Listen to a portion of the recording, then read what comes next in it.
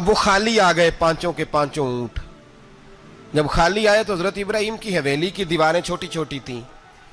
ان غلاموں میں سے، خادموں میں سے، آپ کے ان چاہنے والوں میں سے ایک کہنے لگا یار وہ غریب تو انتظار کر رہے ہوں گے کہ غلہ لینے گئے ہیں، ہمیں روٹی ملے گی. چھوٹی چھوٹی دیواریں ہیں، وہ جب دیکھیں گے نا خالی آ گئے تو انہیں تکلیف ہوگی. اس طرح کرو بوریوں میں ریت بھر لیتے ہیں، ریت بھر کے لے جاتے ہیں. بعد میں حضرت ابراہیم بہت بڑے مہمان نواز تھے، بہت بڑے. آپ جب مصر میں قیام تھا تو بڑے بڑے لمبے چوڑے لنگر پکتے تھے، لوگ آیا جایا کرتے تھے، بڑا تفصیل کے ساتھ کھانا ہوتا تھا.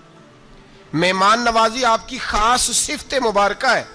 ہمارے ہاں بھی مہمان نوازی ہوتی ہے امیروں کی، بلکہ اب تو مہمان نوازی اس طرح کی ہے کہ کل تیری میرے پاس دعوت ہے اور پرسوں میری تیرے پاس ہے. وہی امیروں میں وہ چکر رہتا ہے، پارٹیاں دوست ایک دوسرے کو ڈالتے ہیں، تیری طرف پارٹی تیری طرف. اور اسی انداز میں اب یہ عید آئے گی نا، ٹکا پارٹیاں ہوں گی جگہ جگہ. اور لوگ سوال پوچھنے لگے ابھی سے، کہتے ہیں قربانی کا کتنا گوشت گھر رکھنا جائز ہے؟ قربانی کا کتنا گوشت گھر رکھنا جائز ہے؟ سارا ہی جی. اس لیے فریزر لے لے، فریج سے نہیں کام چلے گا. سارا ہی جہاز گھر رکھنا سارا ہی جائز ہے، رکھ لیں. او خدا کے بندے، قربانی وہ بندہ دیتا ہے جو سارا سال ہی گوشت کھاتا ہے. صحیح کہہ رہا ہوں؟ قربانی صاحب نصاب، صاحب استطاعت بندہ دیتا ہے نا، تو وہ سارا سال ہی گوشت، تو سارا گھر میں رکھنا بھی جائز ہے، لیکن سارا دے دینا بھی. تو جو آ رہی ہے اس پہ کیوں توجہ کرتے ہو؟ جو دوسرا جائز ہے اس پہ کیوں نہیں عمل کرتے؟ سارا تقسیم کر دیں، بات ختم ہوئی. یقین کریں، محرم میں جا کے دوست ٹیلی فون کر کے سوال پوچھتے ہیں، کہتے ہیں صاحب سنا ہے قربانی کا گوشت محرم میں کھانا جائز نہیں. میں کہ نہیں، ربیع الاول چ بھی جائز جے، رجب رمضان تک کھاؤ، کوئی بندہ نہیں منع کرتا. اس لیے کہ کسی کو دینا تو پسند ہی نہیں.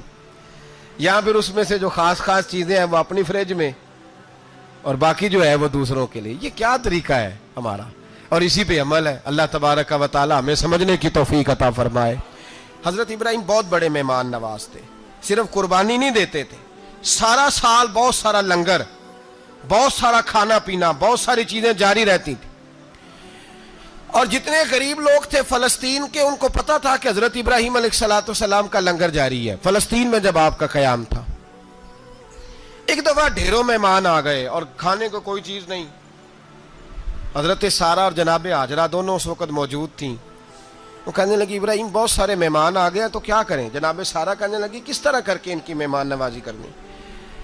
اور حالات یہ ہیں کہ قحط پڑا ہوا ہے فلسطین میں، مصر میں، دور دراز علاقوں میں. تو حضرت ابراہیم کہنے لگے یہ اللہ کے مہمان ہیں اور ہمیں رب کریم کا بندہ سمجھ کے آ گئے ہیں، اللہ ہی بندوبست کرے گا. فرمانے لگے میرا مصر میں ایک دوست ہے، وہ قحط کے دنوں میں غلہ جمع کر لیتا ہے، میں اس کی طرف پیغام بھیجتا ہوں، مجھے امید ہے وہاں سے غلہ ملے گا. 2 3 5 اونٹ والے غلام بلائے اور ان کو کہا کہ جاؤ غلہ لے آؤ مصر کے دوست سے. وہ لوگ کہتے ہیں ہم غلہ لینے گئے، وہاں جب پہنچے تو حضرت ابراہیم خلیل اللہ علیہ السلام کا پیغام دیا تو آپ کا وہ دوست کہنے لگا غلہ تو بے شمار تھا، مجھے خبر نہیں تھی کہ حضرت ابراہیم کا پیغام آئے گا، تو میں تو سارا تقسیم کر چکا ہوں. لوگ لے گئے، اب تو کوئی شے نہیں.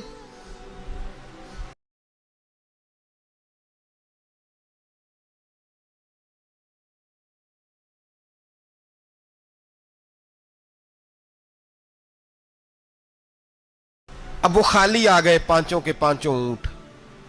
جب خالی آئے تو حضرت ابراہیم کی حویلی کی دیواریں چھوٹی چھوٹی تھیں.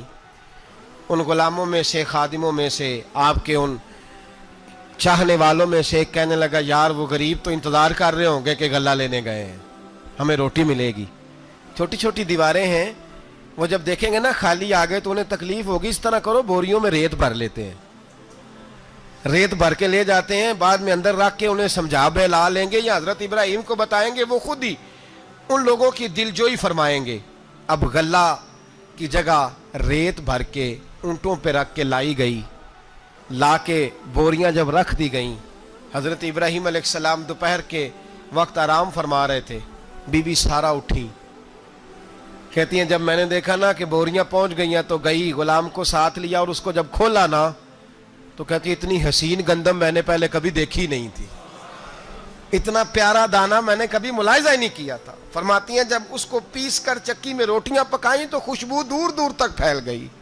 اعلیٰ غذا بنی, بڑے بڑے کھانے بیویوں نے مل کے پکائے, چن دیے گئے. حضرت ابراہیم اٹھے تو لوگ کھانا کھا رہے, سجدہ شکر ادا کیا, اور جب سجدے میں گئے تو وہی آنے لگی, پھر رونے لگے. جب پلٹ کر باہر تشریف لائے تو جناب سارا کہنے لگی ابراہیم تمہارا مصری یار بڑا اچھا ہے, اس نے اتنی اعلیٰ گندم بھیجی ہے کہ اتنی تو میں نے پیاری گندم کبھی دیکھی نہیں.